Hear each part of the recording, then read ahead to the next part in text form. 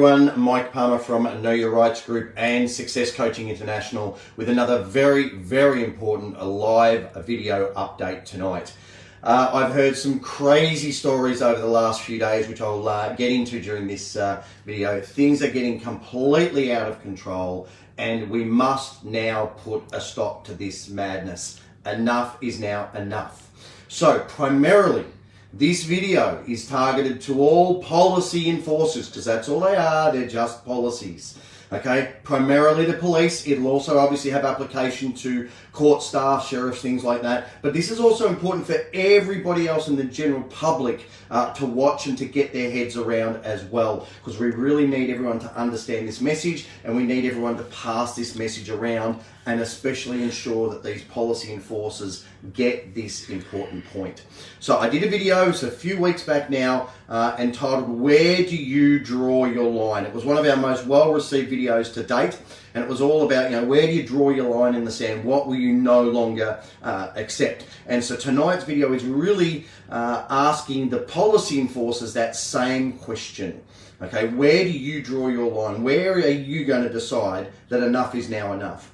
Now, as I explained in our live events, people always complain to us about the police. Oh, the police are this, the police are that, da-da-da-da-da. They want to blame the police for everything. Now listen, a lot of people don't realise I actually contracted to Victoria Police for 13 years. Okay, so I've heard all the stories, I've seen what goes on, I did all the internal investigations, tapes and decisions and all that kind of stuff. I was involved in all that side of things.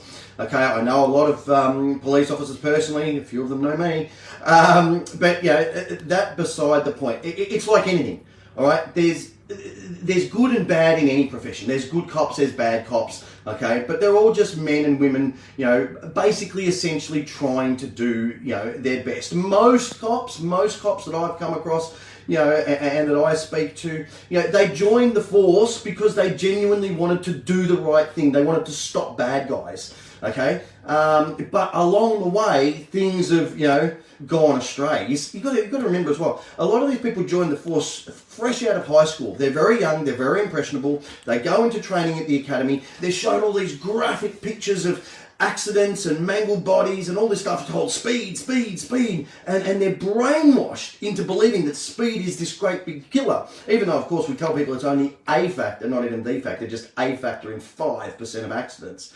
But that's not what they're taught in the academy. They're shown, really horrendous graphic images told all about speed.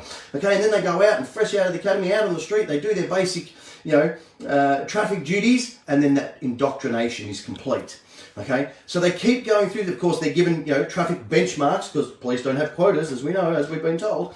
Okay, traffic benchmarks, okay, number of tickets they're supposed to write. And at this point, it's all complete then. All right, they can't get out. Okay, by the time they realise that it's all BS, okay, and none of it actually adds up, they feel like they're stuck. Okay, they're hooked on the income, their families are relying on the income, they feel like they're part of the family with the force. Now, of course, some people would say that, with the lovely private patches that they have on their shoulders and their fancy uniforms, they might in fact be part of a gang, but, we won't go there. Okay, it is what it is. But this is the challenge that we're dealing with. Now, the problem is right now, that's bad enough, and they really should be looking into that. They really should be questioning what they're doing and why they're doing it. But in recent times, things have escalated way beyond the ridiculous traffic fines. Of course, they still continue, but now we've got, police who are manning checkpoints, stopping people from exercising their God-given right to travel freely about the planet. Okay, police in Victoria are stopping people if they're out past some arbitrary curfew. Right? And now we've got instance after instance after instance where people are arresting people for not wearing these pathetic, flimsy paper face masks. Really? Is that what you signed up for, policy officer? Is that really the difference you wanted to make? Arresting people, sometimes quite viciously and violently and aggressively, all because someone wasn't wearing a flimsy, paper mask? Now, as I said, I heard two stories in this, just in the past couple of days, in fact. One of our very long-time members, her and her husband went to a supermarket. They weren't wearing their mask. They've got obviously medical exemptions. They were talking to a few people there. People were questioning them. That's all fine. Someone apparently videoed it. They followed them out to their car, unbeknownst to them, got their number plate. They went home at 9:30 at night. There was a knock on the door from the police wanting to question them about an incident in a supermarket for not wearing a mask. Now, here's the thing. They knocked on the door at 9:30 at night after driving an hour from the police station. And when they were talking to the police about this, they said, "Did you actually look at the video footage from the store to find out what really happened?" They said, "No." Okay?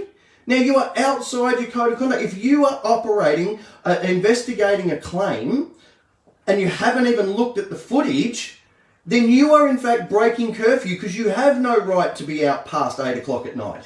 There's no justification from that, because you haven't done your job and haven't done a proper investigation first. And furthermore, there's absolutely no reason to be driving an hour at 9:30 at night to question somebody. It could have been left till business hours the next day.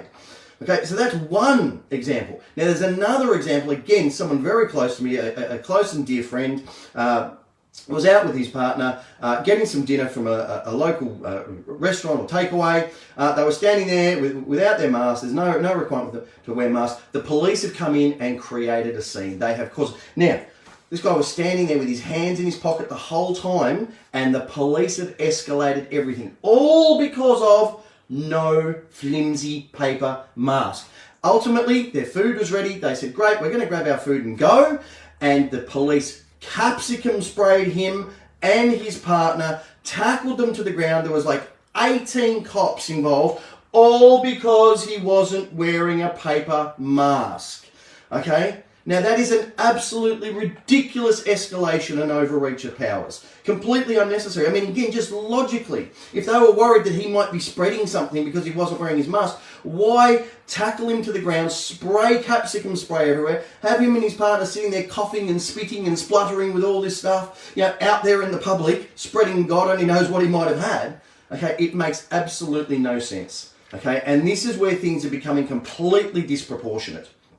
Okay, now, the problem is, as I said before, when the police do this, they're acting outside of their code of conduct. Okay, they're now acting in their private capacity, and that leaves them subject to being sued civilly. Now, this has always been the case. All right, we have reported on a number of stories, especially in the last few years, because it's been happening more and more and more. Okay, someone was awarded $30,000 damages, okay, because they were detained on a train station for not providing ID.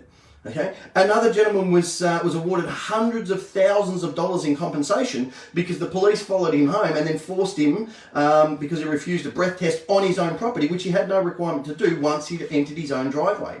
Okay, and there's lots and lots of cases where police are being sued for hundreds of thousands of dollars. They're being sued personally, civilly, and people are winning. Okay, and this is about to escalate exponentially every single time one of these people who've been arrested come into contact with us and we explain all of this to them.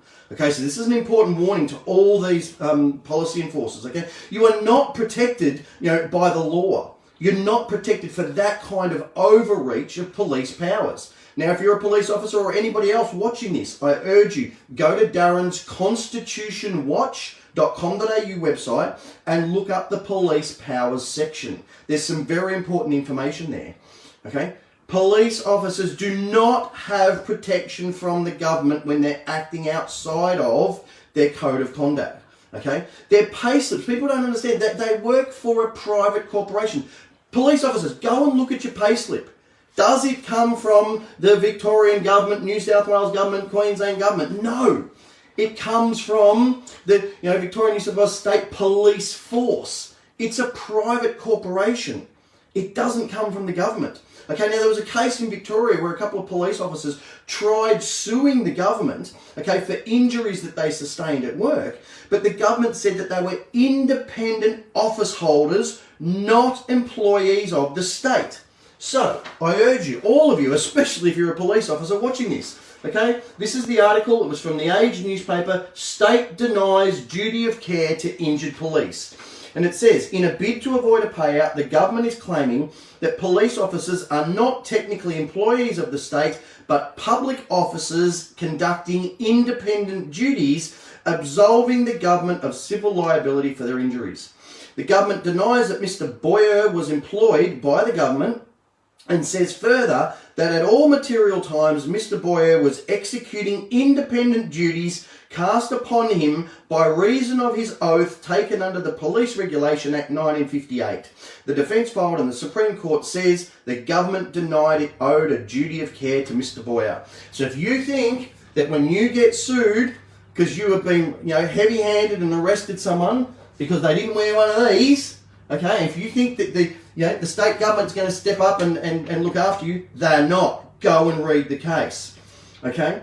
You will not have any protection, okay? Now, as you all love to tell us, ignorance of the law is no excuse. Well, guess what? Equally, relying on a supposed law that you believe is correct, that turns out not to be, is also no excuse. Okay? You can't just go, oh, but, that's what I believed, or that's what my superiors told me. No, you are an independent office holder and you are required to go and do your own investigation and ascertain for yourself what actually is the law and what isn't the law. Okay? And if you act outside of the law, be prepared to be sued. Okay? So, if you want to understand what actually is the law and what isn't the law, I am urging everyone, especially police officers, to download this very important, just released open letter to government. It's by Serene Teffaha from Advocate Me. We have uploaded a copy of this to our vaccinations page. Just go to our vaccinations page, about halfway down, there's a link there to download the letter. I urge you all to download it and read it. Yes, it's 25 pages long. It's a very detailed letter, but it has some very important information as to what is really going on with these directives, why they are unlawful, why they are completely disproportionate, and why, if and when they are challenged, they will not hold up in a court of law. Okay, now if you're super busy and you really don't have time to read the whole thing, I urge you to go at least to page 22, okay, which references specifically the state of disaster in Victoria and explains step by step with specific references to the legislation that explains why you cannot rely on those directives as any kind of protection for your unlawful actions. Okay, please go and read this, all right? I'm looking out for you and I'm trying to help you, police officers, all right? And this is, of course, important for others to follow and for others to understand as well. Okay, so download that letter. You'll find it there. Also, in case you're wondering, I covered this on the video the other night, but the New Zealand court, the High Court in New Zealand, has ruled that the first lockdowns were unlawful. Okay, the same principles apply here in Australia. So if you as a police officer are relying on the lockdown laws, the directives, you are going to find that they will be overturned here in time as well, and therefore you were, maybe unknowingly, acting unlawfully. Well, it's not unknowingly now, okay, because now you know. Now you've watched this, someone's hopefully forwarded it to you, and now you know. Again, a copy of that article is available on the vaccinations page on our website. Just go to knowyourrightsgroup.com.au/vaccinations, or just click on the tab. You'll find all of those articles, all of those letters. Everything is there for you. You don't have to be a member. It's all freely, easily accessible. I urge you all to do it. Okay, now, once you understand this, you will hopefully understand that the repercussions of you continuing from this moment forwards to rely on those directives as grounds for stopping people, arresting people, questioning people are completely unfounded, and you're opening yourself to civil liability, personal liability. So, what can you do to avoid that? Well, the simplest thing is quit. Okay? I know it's hard, I know it's a shock, but that's what needs to be done. All right? I understand this may be challenging for you to get your head around. All right. I know it must be a shock, but you were expecting me to question everything that I've been taught by my superiors, who I believed and relied on. Yes, that's exactly what we're doing. And Mark Twain said it perfectly. It's easier to fool people than it is to convince them that they have been fooled. Okay. And I understand it may be difficult. Okay, but it's what needs to be done. Now, here's the thing. It's also what should be done. Okay, because here's the thing, all police officers are men and women just like us. Okay, they've got families and everything too. Okay, so I understand that this is hard. All right, we have heard stories though of officers, stepping back when these sort of situations arise, questioning things, saying, I'm not sure that I want to be involved. And that's a great start, but more action needs to be taken by more officers. And ultimately, most of them will have to quit. That's the harsh reality. Okay. Now, I've even heard, I saw an article last week, the police in Geelong are now training to use semi-automatic weapons. What the hell for? Okay? What are you training to use semi-automatic weapons for? Like, really? I mean, you don't train for a marathon just in case you might run one day. No. Okay? This is crazy. What possible reason could there be 120 officers in, sleepy downtown Geelong training to use semi-automatic weapons? I mean, after all, after the whole Port Arthur massacre, didn't our government tell us that there's absolutely no reason for anyone to have semi-automatic rifles? Seems to only apply when they want it to. All right? Now, this is a question for all those officers who are conducting that training. Why? What for? Are you really going to shoot your own friends and family if it comes to that? Where do you draw your line? This is getting, completely out of control. So here's some things I'm going to ask you to consider. Okay? Is being forced to wear one of these stupid, ridiculous paper masks actually the best thing for your health, Mr. or Mrs. Officer? Okay, being forced to wear one of these for your whole shift, is that the best thing for your health? Now, here's another question. If this virus is so deadly and so contagious, and police on a daily basis are in such close contact and proximity to people, they're stopping them, they're questioning them, they're leaning into their cars, getting information, they're arresting people, which means they're touching them, people are coughing and spluttering and sniffing and sneezing and stuff all over them. Why hasn't a single officer contracted COVID-19? Something to think about. So, these are questions you need to ask. But at the end of the day, you need to ask, is this really what I joined up for? Is this it? Is this what I dedicated my life to becoming a police officer for? To issue fines and arrest people for not wearing one of these? And if you decide, no, that's not, then quit. Have the guts, have the courage to stand up and quit. Yes, I know it's hard. Yes, I know it's confronting. Yes, you might lose your income. But guess what? So have hundreds of thousands of other people around the country. Okay?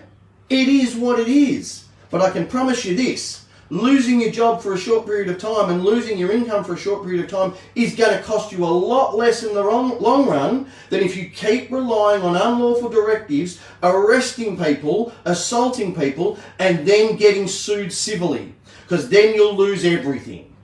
So, you've now been warned, you've now been informed, and now it's up to you to make a decision. Alright, and I am urging everyone who's watching this video to share it around far and wide on all the social media and everything else, and get this video in front of police officers. Okay, get this document, download it, okay, and send a copy to your local police station and inform them. You have now been formally put on notice of the enclosed contents. If you continue to act unlawfully based on unlawful directives, you are at risk of being sued personally. Okay? Once the police stations get these documents, okay, they can't deny knowledge of the contents. I mean, what's one of the things that we say to people? If you're questioned by police about these directives, what directives? Who's this chief medical officer? I haven't heard anything, I haven't seen it, I haven't been given anything. Okay, well, if they can't prove that you got the directive, then you can't be in breach of it. Well, equal but opposite applies here. Once they've got the information in that open letter, once they understand why these directives are unlawful, they can't continue acting. Okay, because they've got no protection and they can't claim they weren't aware of it. And if everybody sends this to their police station, if everybody puts links, go onto all the Victoria Police Twitter feeds and Facebook feeds, and just in the comments, just put a link from our website to the letter, put it in the comments so that they're constantly bombarded with this letter. So no police officer can again say they weren't aware of it. Keep a copy in your car. Print out a few copies. Okay? And again, if you get pulled over by a police officer, just hand it to them. Say, here, read this. You need to understand. Take the details of their name. Because if that officer ever comes up against, oh, but I didn't know any of that, no. We've got a copy that you've given that information back on such and such date. Okay, we need to spread this information far and wide, people. People keep going, oh, well, what else can we do, Mike? What else can we do? This is what we can do. Get this out there. It's all explained in detail. It's a very well written letter. Okay, let's get this message out there. Okay, and to police, my message is simply this. You now need to do what you keep telling us to do, which is the right thing.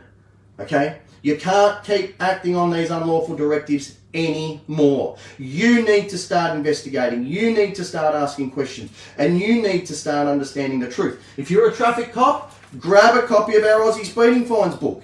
Okay? Read it and you will understand the truth about the laws and the mere road rules that you keep trying to enforce.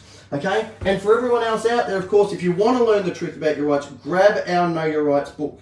Okay? We've had a police officer come to one of our live events, and by the middle of day 2, he's like, but I can't go back to work and do my job anymore. Good! Get your head around this stuff. Learn this stuff, people. It's vitally important, and our future depends on it. Okay? So please, let's get this out there. And as always, I urge you all, whether you're a police officer or just any Joe or Jane in the street, now absolutely is the time to get informed, get fired up, and get proactive. Thank you, everyone. We'll talk to you all live on Tuesday night on our radio show at 8 o'clock. Now we're done with your tricks. Don't tread on us. Don't tread on us. We're not afraid. You work for us. 'Cause you work for us. We're not your slaves. We're not your slaves. Don't tread on us. Don't tread on us. You cross the line. You cross the line. Soon you will pay. Soon you will pay for all your crimes. Don't tread on us. Don't tread on us. Now it's payback time.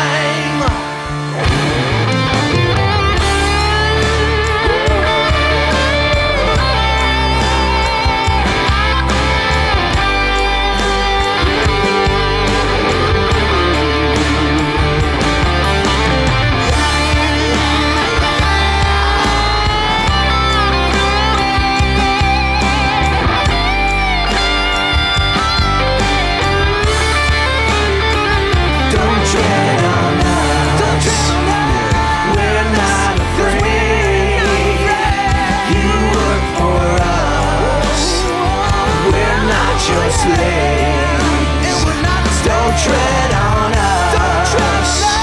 You cross the line.